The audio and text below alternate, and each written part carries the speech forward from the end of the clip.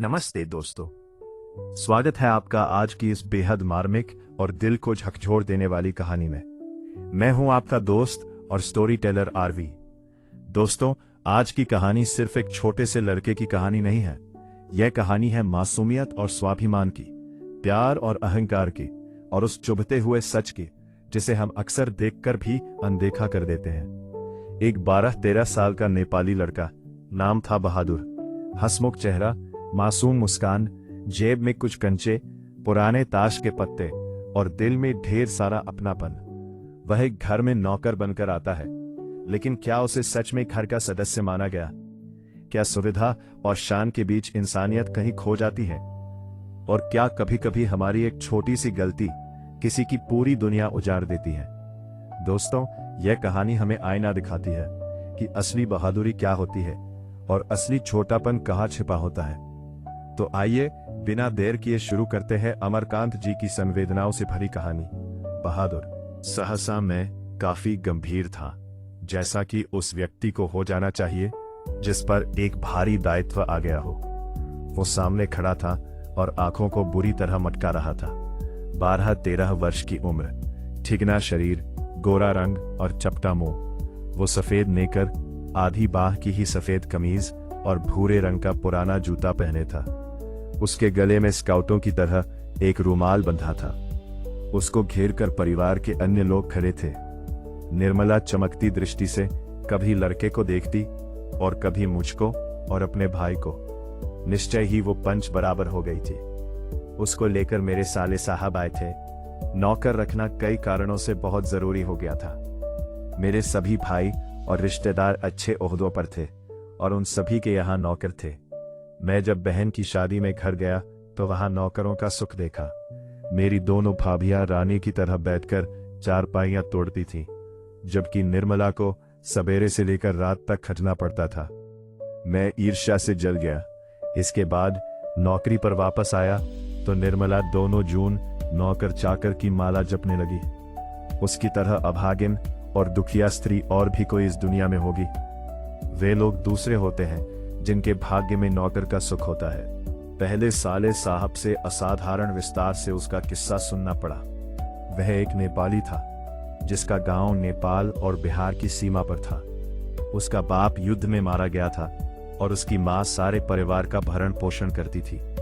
मां उसकी बड़ी गुस्सैल थी और उसको बहुत मारती थी। मां चाहती थी कि लड़का घर के काम धाम में हाथ बढ़ाए, जबकि वह पहाड़ या जंगलों में निकल जाता और पेड़ों पर चढ़कर चिड़ियों के घोंसलों में हाथ डालकर उनके बच्चे पकड़ता या फल तोड़ तोड़ कर खाता। कभी कभी वह पशुओं को चराने के लिए ले जाता था। उसने एक बार उस भैंस को बहुत मारा जिसको उसकी मां बहुत प्यार करती थी, और इसीलिए उससे वह बहुत चिढ़ता था। मार खाकर भैंस भागी भागी उसकी मां के पास चली गई, जो कुछ दूरी पर एक खेत में काम कर रही थी। मां का माथा ठनका। बेचारा बेजबान जानवर चरना छोड़कर यहां क्यों आएगा? जरूर लौंडे ने उसको काफी मारा है। वह गुस्से से पागल हो गई। जब लड़का आया तो मां ने भैंस की मार का काल्पनिक अनुमान करके एक डंडे से उसकी दुगनी पिटाई की और उसको वही कराहता हुआ छोड़कर घर लौट आई। लड़के का मन मां से फट गया और वह रात भर जंगल में छिपा रहा। जब सवेरा होने को आया तो वह घर पहुंचा और किसी तरह अंदर चोरी चुपके घुस गया। फिर उसने घी की हंडिया में हाथ डालकर मां के रखे रुपयों में से 2 रुपए निकाल लिए। अंत में 9-2-11 हो गया। वहां से 6 मील की दूरी पर बस स्टेशन था, जहां गोरखपुर जाने वाली बस मिलती थी। तुम्हारा नाम क्या है जी? मैंने पूछा। दिल बहादुर साहब। उसके स्वर में एक मीठी झंझनाहट थी। मुझे ठीक ठीक याद नहीं कि मैंने उसको क्या हिदायतें दी थी। शायद ये कि शरारतें छोड़कर ढंग से काम करे और उस घर को अपना घर समझे। इस घर में नौकर चाकर को बहुत प्यार और इज्जत से रखा जाता है। अगर वहां रह गया तो ढंग शाउर सीख जाएगा, घर के और लड़कों की तरह पढ़ लिख जाएगा और उसकी जिंदगी सुधर जाएगी। निर्मला ने उसी समय कुछ व्यावहारिक उपदेश दे डाले थे। इस मोहल्ले में बहुत तुच्छ लोग रहते हैं। वहां न किसी के यहाँ जाए और न किसी का काम करे। कोई बाजार से कुछ लाने को कहे तो वहां अभी आता हूं कहकर अंदर खिसक जाए। उसको घर के सभी लोगों से सम्मान और तमीज से बोलना चाहिए। और भी बहुत सी बातें। अंत में निर्मला ने बहुत ही उदारतापूर्वक लड़के के नाम में से दिल शब्द उड़ा दिया। परंतु बहादुर बहुत ही हंसमुख और मेहनती निकला। उसकी वजह से कुछ दिनों तक हमारे घर में वैसा ही उत्साहपूर्ण वातावरण छाया रहा जैसा कि प्रथम बार तोता मैना या पिल्ला पालने पर होता है। सवेरे सवेरे ही मोहल्ले के छोटे छोटे लड़के घर के अंदर आकर खड़े हो जाते और इसको देखकर हंसते या तरह तरह के प्रश्न करते। ए, तुम लोग छिपकली को क्या कहते हो? ए, तुमने शेर देखा है? ऐसी ही बातें। उससे पहाड़ी गाने की फरमाइशें की जाती। घर के लोग भी उससे इसी प्रकार की छेड़खानियां करते थे। वह जितना उत्तर देता था उससे अधिक हंसता था। सबको उसके खाने और नाश्ते की बड़ी फिक्र रहती। निर्मला आंगन में खड़ी होकर पड़ोसियों को सुनाते हुए कहती थी, बहादुर आकर नाश्ता क्यों नहीं कर लेते?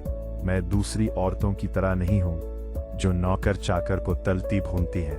मैं तो नौकर चाकर को अपने बच्चे की तरह रखती हूं। उन्होंने तो साफ साफ कह दिया है कि 100-150 महीना बारी उस पर भले ही खर्च हो जाए, पर तकलीफ उसको जरा भी नहीं होनी चाहिए। एक नेकर कमीज तो उसी रोज लाए थे और भी कपड़े बन रहे हैं। धीरे धीरे वो घर के सारे काम करने लगा। सवेरे ही उठकर वो बाहर नीम के पेड़ से दातून तोड़ लाता था। वो हाथ का सहारा लिए बिना कुछ दूर तक तने पर दौड़ते हुए चढ़ जाता। मिनट भर में वो पेड़ की पुलई पर नजर आता। निर्मला छाती पीट कर कहती थी, अरे रीछ बंदर की जात, कहीं गिर गया तो बड़ा बुरा होगा। वो घर की सफाई करता, कमरों में पोंछा लगाता, अंगीठी जलाता, चाय बनाता और पिलाता। दोपहर में कपड़े धोता और बर्तन मलता। वो रसोई बनाने की भी जिद करता, पर निर्मला स्वयं सब्जी और रोटी बनाती। निर्मला की उसको बहुत फिक्र रहती थी। उसकी उन दिनों तबीयत ठीक नहीं रहती थी, इसलिए वो कुछ दवा ले रही थी।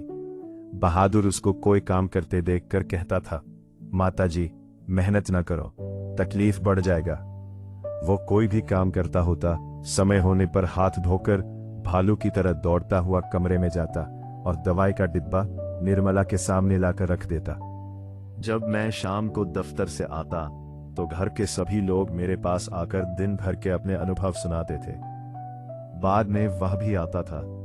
वह एक बार मेरी ओर देखकर सिर झुका लेता और धीरे धीरे मुस्कुराने लगता। वह कोई बहुत ही मामूली घटना की रिपोर्ट देता। बाबूजी बहिम जी का एक सहेली आया था, या बाबूजी भैया सिनेमा गया था। इसके बाद वह इस तरह हंसने लगता था गोया बहुत ही मजेदार बात कह दी हो। उसकी हंसी बड़ी कोमल और मीठी थी, जैसे फूल की पंखुड़ियां बिखर गई हो। मैं उससे बातचीत करना चाहता था, पर ऐसी इच्छा रहते हुए भी मैं जानबूझकर बहुत गंभीर हो जाता था और दूसरी ओर देखने लगता था। निर्मला कभी कभी उससे पूछती थी, बहादुर तुमको अपनी माँ की याद आती है?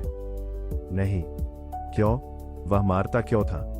इतना कहकर वह खूब हंसता था, जैसे मार खाना खुशी की बात हो। तब तुम अपना पैसा माँ के पास कैसे भेजने को कहते हो? माँ बाप का कर्जा तो जन्म भर भरा जाता है। वह और भी हंसता था। निर्मला ने उसको एक फटी पुरानी दरी दे दी थी। घर से वह एक चादर भी ले आया था। रात को काम धाम करने के बाद वह भीतर के बरामदे में एक टूटी हुई बंसखट पर अपना बिस्तर बिछाता था। वह बिस्तरे पर बैठ जाता और अपनी जेब में से कपड़े की एक गोल सी नेपाली टोपी निकालकर पहन लेता, जो बाईं ओर काफी झुकी रहती थी। फिर वह एक छोटा सा आईना निकालकर बंदर की तरह उसमें अपना मुंह देखता था। वह बहुत ही प्रसन्न नजर आता था। इसके बाद कुछ और भी चीजें उसकी जेब से निकलकर उसके बिस्तरे पर सज जाती थी। कुछ गोलियां, पुराने ताश की एक गड्डी, कुछ खूबसूरत पत्थर के टुकड़े, ब्लेड, कागज की नावें। वह कुछ देर तक उनसे खेलता था। उसके बाद वह धीमे धीमे स्वर में गुनगुनाने लगता था।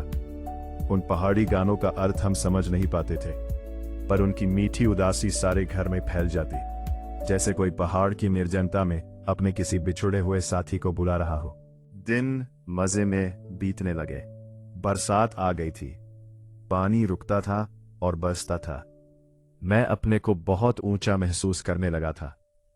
अपने परिवार और संबंधियों के बड़प्पन तथा शान बान पर मुझे सदा गर्व रहा है। अब मैं मोहल्ले के लोगों को पहले से भी तुच्छ समझने लगा। मैं किसी से सीधे मुंह बात नहीं करता, किसी की ओर ठीक से देखता भी नहीं था। दूसरे के बच्चों को मामूली सी शरारत पर डांट डपट देता। कई बार पड़ोसियों को सुना चुका था, जिसके पास कलेजा है वही आजकल नौकर रख सकता है, घर के सबान की तरह रहता है। निर्मला भी सारे मोहल्ले में शुभ सूचना दे आई थी। आधी तनख्वाह तो नौकर पर ही खर्च हो रही है, पर रुपया पैसा कमाया किस लिए जाता है। ये तो कई बार कह ही चुके थे कि तुम्हारे लिए दुनिया के किसी कोने से नौकर जरूर लाऊंगा, वही हुआ। निस्संदेह बहादुर की वजह से सबको खूब आराम मिल रहा था। घर खूब साफ और चिकना रहता, कपड़े चमाचम सफेद। निर्मला की तबीयत भी काफी सुधर गई। अब कोई एक घर भी न टकसाता था। किसी को मामूली से मामूली काम करना होता तो वह बहादुर को आवाज देता, बहादुर एक गिलास पानी।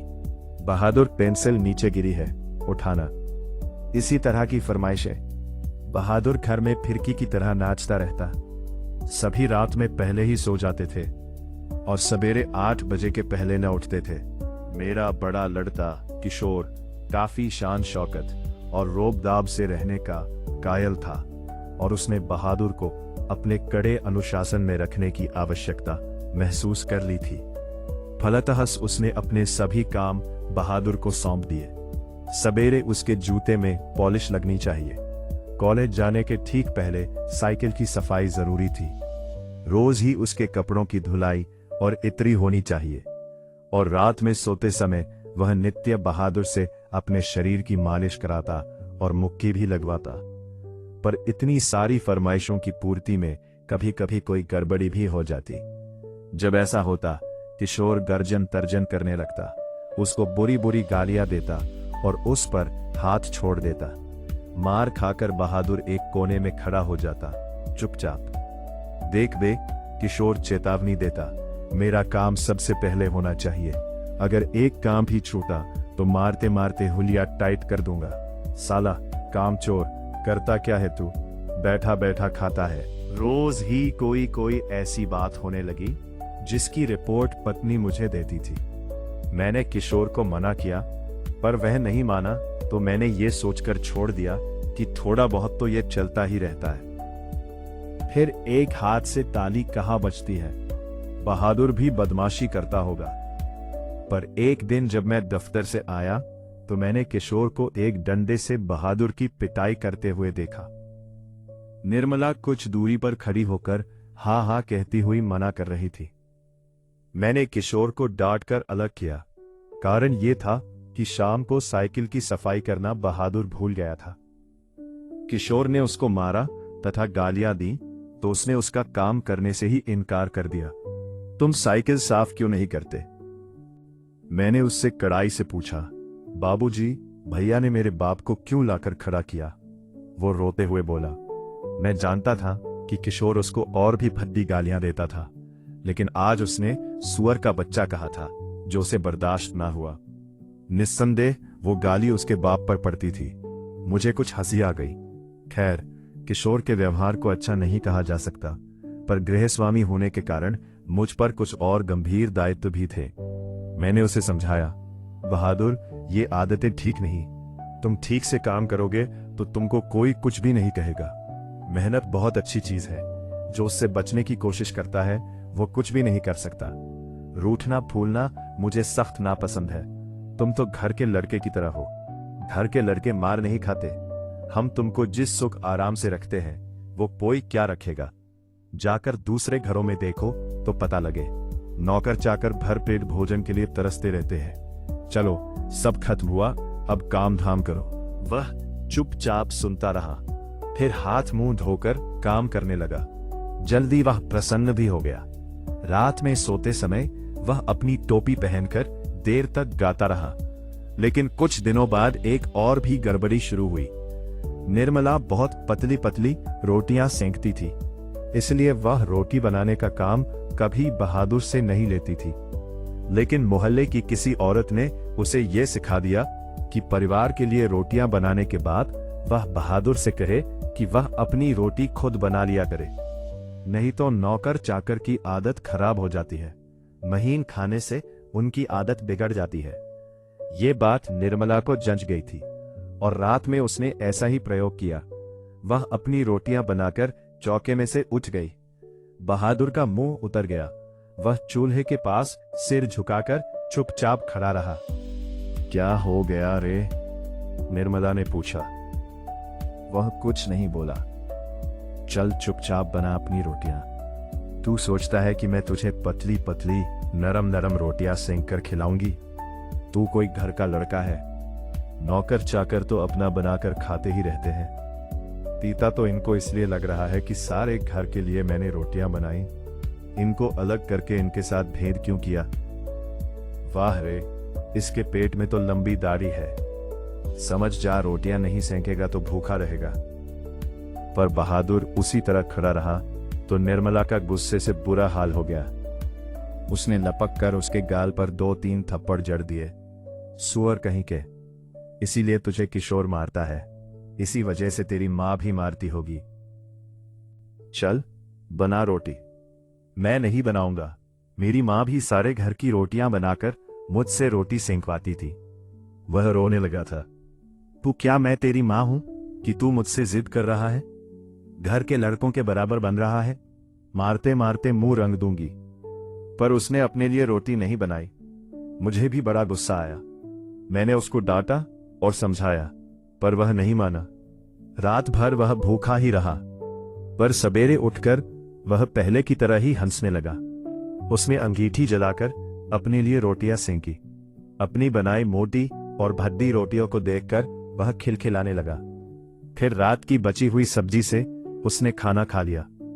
लेकिन निर्मला का भी हाथ खुल गया था। वह उससे कुछ चिढ़ भी गई थी। अब बहादुर से कोई भी गलती होती तो वह उस पर हाथ चला देती। उसको मारने वाले अब घर में 2 व्यक्ति हो गए थे और कभी कभी एक गलती के लिए उसको दोनों मारते। बरसात बीत गई थी। आकाश दर्पण की तरह स्वच्छ दिखाई देता। मैंने बहादुर की मां के पास चिट्ठी लिखी थी कि उसका लड़का मेरे पास मजे में है और मैं उसकी तनख्वाह के पैसे उसके पास भेज दिया करूंगा। लेकिन कई महीने के बाद भी उधर से कोई जवाब नहीं आया था।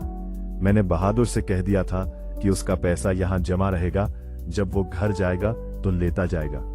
पर अब बहादुर से भूल गलतियां अधिक होने लगी थी। शायद इसका कारण मारपीट और गाली गलौज हो। मैं कभी कभी इसको रोकना चाहता, फिर ये सोचकर चुप लगा जाता कि नौकर चाकर तो मारपीट खाते ही रहते हैं। एक दिन रविवार को मेरी पत्नी के एक रिश्तेदार आए। वो बीवी बच्चों के साथ थे। वो अपने किसी खास संबंधी के यहाँ आए थे, तो यहाँ भी भेंट मुलाकात करने के लिए चले आए थे। घर में बड़ी चहल पहल मच गई। मैं बाजार से रोहू मछली और देहरादूनी चावल ले आया। नाश्ता पानी के बाद बातों की जलेबी छिड़ने लगी। पर इसी समय एक घटना हो गई। अचानक उस रिश्तेदार की पत्नी नीचे फर्श पर झुककर देखने लगी। फिर उन्होंने चारपाई के अंदर झांक कर देखा। अंत में कमरे के अंदर गई और फर्श पर पड़े हुए कागजों को उठाकर जांच पड़ताल करने लगी।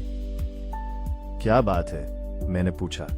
रिश्तेदार की पत्नी जबरदस्ती मुस्कुराकर मजबूरी में सिर हिलाते हुए बोली, क्या बताएं? 11 रुपए साड़ी के खूट से निकालकर यहीं चारपाई पर रखे, पर वे मिल नहीं रहे हैं। आपको ठीक याद है ना? हाँ, खूब अच्छी तरह याद है। ये रुपए मैंने खूंट में बांध कर रखे थे। रिक्शे वाले को देने के लिए खूंट खोला ही था। फिर वे रुपए चारपाई पर रख दिए थे कि 4 रुपए की मिठाई मंगा लूंगी और कुछ बच्चों के हाथ पर रख दूंगी। रास्ते में कोई ढंग की दुकान नहीं मिली थी, नहीं तो उधर से ही लाती। किसी के यहाँ खाली हाथ जाने में अच्छा भी नहीं लगता। बताइए, अब तो मैं कहीं की न रही। फिर मेरी ओर झुककर धीमे स्वर में कहा था, जरा उससे पूछिए ना, वो इधर आया था। कुछ देर तक वो यहाँ खड़ा रहा, फिर तेजी से बाहर चला गया था। अरे नहीं, वो ऐसा नहीं है, मैंने कहा। You do not know these people are expert in this art, रिश्तेदार ने कहा। मैंने बहादुर की ओर तिरछी दृष्टि से देखा। वह सिर झुकाकर आटा गूंथ रहा था। उसके चेहरे पर संतुष्टि एवं प्रफुल्लता थी। उसने ऐसा काम तो कभी नहीं किया, बल्कि जब कभी उसने 2-4 आने इधर उधर पड़े देखे तो उठाकर निर्मला के हाथ में दे दिए थे। पर किसी के दिल की बात कोई कैसे जान सकता है? न मालूम अचानक मुझे क्या हो गया और मैं गुस्से में आ गया। बहादुर, मैंने कड़े स्वर में कहा। जी बाबूजी, इधर आओ। वह आकर खड़ा हो गया। तुमने यहां से रुपए उठाए थे? जी बाबूजी, उसने निर्भय उत्तर दिया। ठीक बताओ, मैं बुरा नहीं मानूंगा। नहीं बाबूजी, मैं लेता तो बता देता। तुम यहां खड़े नहीं थे? रिश्तेदार की पत्नी ने कहा, फिर तेजी से बाहर चले गए थे। देखो भैया, सच सच बता दो, मिठाई खरीदने और बच्चों को देने के लिए ये रुपए रखे थे। मैं तो बुरी फंसी, अब वापस जाने के लिए रिक्शे के भी पैसे नहीं। मैं तो बाहर नमक लेने गया था। सच सच बता बहादुर, अगर नहीं बताएगा तो बहुत पीटूंगा और पुलिस के सुपुर्द कर दूंगा। मैं चिल्ला पड़ा, मैंने नहीं लिया बाबूजी। बहादुर का मुंह काला पड़ गया था। पता नहीं मुझे क्या हो गया, मैंने सहसा उछलकर उसके गाल पर एक तमाचा जड़ दिया। मैं आशा कर रहा था कि ऐसा करने से वो बता देगा। तमाचा खाकर वो गिरते गिरते बचा। उसकी आंखों से आंसू गिरने लगा। मैंने नहीं लिया। इसी समय रिश्तेदार साहब ने एक अजीब हरकत की। अच्छा छोड़िए, इसको पुलिस के पास ले जाता हूं। इतना कहकर उन्होंने बहादुर का हाथ पकड़ लिया और उसको दरवाजे की ओर घसीट कर ले गए। पर दरवाजे के पास उससे धीरे से बोले, देखो तुम मुझे बता दो, मैं कुछ नहीं करूंगा, बल्कि तुमको इनाम में 2 रुपए दे दूंगा। पर बहादुर ने इनकार कर दिया। इसके बाद रिश्तेदार साहब 2-3 बार उसको दरवाजे की ओर खींचकर ले गए, जैसे पुलिस को देने ही जा रहे हैं। लेकिन आगे बढ़कर वो रुक जाते और उससे धीमे धीमे शब्दों में पूछताछ करने लगते। अंत में हार कर उन्होंने उसको छोड़ दिया और वापस आकर चारपाई पर बैठते हुए हंसकर बोले, जाने दीजिए, ये सब बड़े घाघ होते हैं। किसी झाड़ी वाड़ी में छिपा आया होगा या जमीन में गाड़ आया होगा। मैं तो इन सबों को खूब जानता हूं। भालू बंदर से कम थोड़े होते हैं ये। चलिए, इतना नुकसान लिखा था। इसके बाद निर्मला ने भी उसको डराया धमकाया और 2-4 तमाचे जड़ दिए, पर वो नहीं करता रहा। इस घटना के बाद बहादुर काफी डांट मार खाने लगा। घर के सभी लोग उसको कुत्ते की तरह दुराया करते। किशोर तो जैसे उसकी जान के पीछे पड़ गया था। वो उदास रहने लगा और काम में लापरवाही करने लगा। एक दिन मैं दफ्तर से विलंब से आया। निर्मला आंगन में चुपचाप सिर पर हाथ रखकर बैठी थी। अन्य लड़कों का पता नहीं था, लेकिन लड़की अपनी मां के पास खड़ी थी। अंगीठी अभी नहीं जली थी। आंगन गंदा पड़ा था, बर्तन बिना मले हुए रखे थे। सारा घर जैसे काट रहा था। क्या बात है? मैंने पूछा। बहादुर भाग गया। भाग गया? क्यों? पता नहीं, आज तो कुछ हुआ भी नहीं था। सवेरे से ही बड़ा प्रसन्न था। हमेशा माताजी किए रहा। दोपहर में खाना खाया। उसके बाद आंगन से सिलबट्टा लेकर बरामदे में रखने जा रहा था कि सिल हाथ से छूटकर गिर गई और 2 टुकड़े हो गई। शायद इसी डर से वो भाग गया कि लोग मारेंगे, पर मैं इसके लिए उसको थोड़े कुछ कहती। क्या बताऊं, मेरी किस्मत में आराम ही नहीं। कुछ ले गया, यही तो अफसोस है। कोई भी सामान नहीं ले गया है। उसके कपड़े, उसका बिस्तर, उसके जूते सभी छोड़ गया है। पता नहीं उसने हमें क्या समझा। अगर वो कहता तो मैं उसे रोकती थोड़े, बल्कि उसको खूब अच्छी तरह पहना उड़ाकर भेजती। हाथ में उसकी तनख्वाह के रुपए रख देती। 2-4 रुपए और अधिक दे देती। पर वो तो कुछ ले ही नहीं गया। और वे 11 रुपए, अरे वह सब झूठ है। मैं तो पहले ही जानती थी कि वे लोग बच्चों को कुछ देना नहीं चाहते, इसलिए अपनी गलती और लाज छिपाने के लिए यह प्रपंच रच रहे हैं। उन लोगों को क्या मैं जानती नहीं? कभी उनके रुपए रास्ते में गुम हो जाते हैं, कभी वे गलती से घर ही छोड़ आते हैं। मेरे कलेजे में तो जैसे कुछ और रहा है। किशोर को भी बड़ा अफसोस है। उसने सारा शहर छान मारा, पर बहादुर नहीं मिला। किशोर आकर कहने लगा, अम्मा, एक बार भी अगर बहादुर आ जाता तो मैं उसको पकड़ लेता और कभी जाने न देता। उससे माफी मांग लेता और कभी नहीं मारता। सच, अब ऐसा नौकर कभी नहीं मिलेगा। कितना आराम दे गया है वह। अगर वह कुछ चुरा कर ले गया होता तो संतोष हो जाता। निर्मला आंखों पर आंचल रखकर रोने लगी। मुझे बड़ा क्रोध आया। मैं चिल्लाना चाहता था, पर भीतर ही भीतर मेरा कलेजा जैसे बैठ रहा हो। मैं वहीं चारपाई पर सिर झुकाकर बैठ गया। मुझे एक अजीब सी लघुता का अनुभव हो रहा था। यदि मैं ना मारता तो शायद वह ना जाता। मैंने आंगन में नजर दौड़ाई। एक और स्टूल पर उसका बिस्तर रखा था। अलगनी पर उसके कुछ कपड़े टंगे थे। स्टूल के नीचे वह भूरा जूता था जो मेरे साले साहब के लड़के का था। मैं उठकर अलगनी के पास गया और उसके नेकर की जेब में हाथ डालकर उसके सामान निकालने लगा। वही गोलियां, पुराने ताश की गड्डी, खूबसूरत पत्थर, ब्लेड, कागज की नावें। आप सुन रहे थे अमरकांत जी की लिखी एक मासूम नौकर की दर्द भरी कहानी बहादुर। तो दोस्तों, यह थी आज की पूरी कहानी। आपकी क्या राय है कमेंट में जरूर बताइए। अगर आपको कहानी पसंद आई हो तो इसे लाइक करें, शेयर करें और हमारे चैनल को सब्सक्राइब करना ना भूलें। बेल आइकन दबाएं ताकि आपको हमारे नए वीडियो की नोटिफिकेशन सबसे पहले मिले। मिलते हैं अगले वीडियो में, तब तक के लिए जय हिंद, धन्यवाद।